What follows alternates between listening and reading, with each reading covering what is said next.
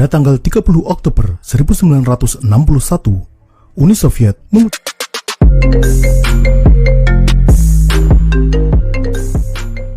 menguji coba sebuah bom hidrogen atau bom termonuklir yang diberi nama Tsar Bomba. Bom seberat 27 ton tersebut merupakan senjata nuklir terkuat yang pernah diuji coba oleh umat manusia. Tsar Bomba memiliki kekuatan setara 50 megaton TNT, berarti sama dengan 50 juta ton TNT diledakkan bersamaan. Kekuatan ini 3.300 kali lipat bom atom yang dijatuhkan di Hiroshima. Ledakan Tsar Bomba menghasilkan bola api raksasa berdiameter 8 km. Kemudian, awan berbentuk cendawan menjulang setinggi 65 km. Awan cendawan ini dapat dilihat hingga jarak 800 km. Kekuatan ledakan tersebut menghancurkan apapun dalam radius 9 km. Dalam radius 20 km, kekuatan ledakan akan memberikan kerusakan parah hingga sedang pada bangunan. Dan radiasi panas akan membakar benda-benda yang mudah terbakar. Kerusakan ringan dan gelombang kejut yang merambat di udara dapat dirasakan hingga radius 54 km. Namun, gelombang kejut ini sebenarnya merambat ke seluruh permukaan bumi. Memang tidak dapat dirasakan oleh manusia, namun terekam oleh sensor hingga di Selandia Baru. Stasiun meteorologi di Selandia Baru mencatat kenaikan tekanan atmosfer sebesar 0,6 milibar. Radiasi nuklir menyebabkan ionisasi partikel atmosfer sehingga menyebabkan interferensi pada siaran radio selama 40 menit hingga jarak ratusan kilometer dari pusat ledakan. Bagaimana seandainya bom tersebut diledakkan di Jakarta? Berapa kira-kira jumlah korbannya?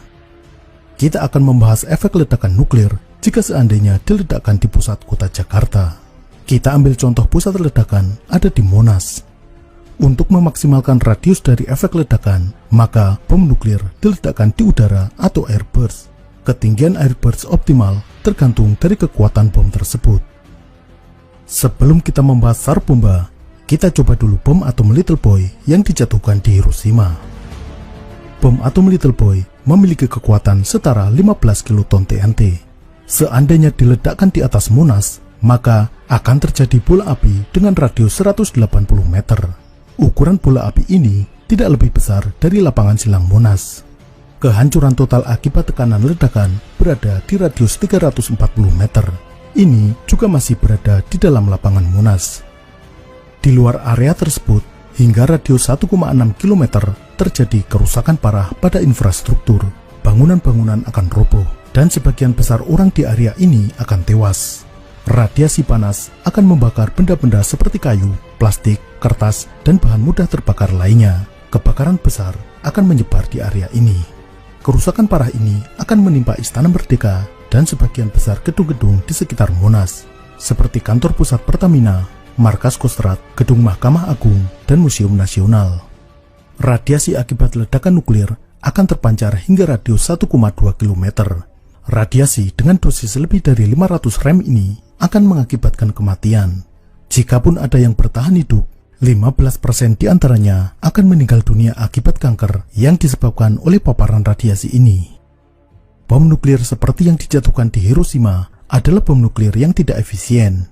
Hanya sebagian kecil dari bahan bakar nuklir yang mengalami reaksi fisi. Akibatnya, banyak sisa bahan radioaktif yang akan tersebar, menyebabkan area bekas ledakan bersifat radioaktif selama bertahun-tahun. Gelombang panas dari ledakan terpancar hingga radius 2 km. Radiasi panas ini menyebabkan luka bakar derajat ketiga yang menembus lapisan kulit. Luka bakar ini akan menyebabkan kematian atau cacat seumur hidup. Kerusakan ringan, semisal kaca jendela pecah atau genteng yang berserakan, akan terjadi hingga radius 4,5 km. Ini meliputi wilayah mulai dari Tanjung Duren hingga Cempaka Putih, dari Mangga II hingga Bendungan Hilir. Di luar wilayah itu, semisal di Ancol, Tanjung Priuk atau Kebun Jeruk, relatif tidak terpengaruh. Jumlah korban akibat ledakan diperkirakan sekitar 166.000 orang dan 527 orang mengalami luka-luka. Yang mengalami luka-luka ini, sebagian juga akan meninggal dalam beberapa hari atau minggu. Berikutnya, bom nuklir B61 yang merupakan salah satu bom nuklir aktif yang dimiliki Amerika Serikat saat ini. Bom termonuklir ini hanya berbobot 340 kg, sehingga bisa dibawa oleh pesawat tempur bermesin tunggal semisal F-16 Fighting Falcon. B-61 memiliki kekuatan setara 340 kiloton TNT. Jika dijatuhkan di atas Monas, maka bola api ledakan nuklir memiliki diameter 1,2 km. Area dalam radius 5 km dari pusat ledakan akan mengalami kerusakan parah. Sedangkan kerusakan ringan mencapai radius 13,8 km, mencakup Duri Kosambi hingga Cakung Barat. Di wilayah utara, seluruh Ancol dan Tanjung Priuk akan terdampak. Di bagian selatan, wilayah terdampak mencapai Ragunan. Untuk radius dari radiasi panas yang menyebabkan luka bakar derajat ketiga mencapai sejauh 7,6 km dari pusat ledakan, mencakup wilayah seluas 180 km persegi. Bom termonuklir B-61 sangat efisien, tidak meninggalkan sisa-sisa bahan radioaktif. Korban tewas akibat bom ini diperkirakan sebanyak 1.150.630 orang, sedangkan sekitar 3 juta orang akan mengalami luka-luka. Sekarang, bagaimana seandainya SAR bomba yang diledakkan? Ketika SAR bomba diledakkan tepat di atas Monas, maka terjadi bola api raksasa dengan radius 4 km atau diameternya 8 km.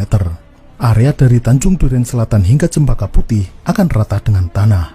Seluruh manusia di radius ini dipastikan tewas. Sebagian di antaranya menguap tak bersisa akibat panas jutaan derajat Celcius.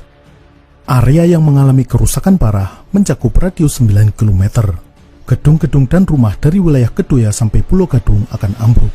Tiang-tiang listrik, reklame, dan tower seluler akan roboh atau melengkung, dan kebakaran besar melanda di seluruh wilayah ini. Di luar wilayah ini, hingga radius 20 km terjadi kerusakan sedang. Ini mencakup wilayah dari Tangerang hingga Bekasi. Rumah-rumah berbahan kayu dan papan akan roboh, sedangkan rumah berbahan tembok akan mengalami kerusakan cukup parah. Kerusakan ringan terjadi hingga wilayah Karawang. Kerusakan ini seperti kaca jendela pecah atau atap genteng berjatuhan.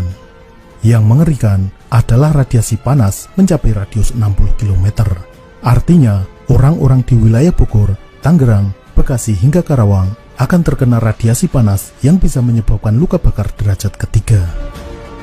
Korban tewas diperkirakan mencapai lebih dari 10 juta orang.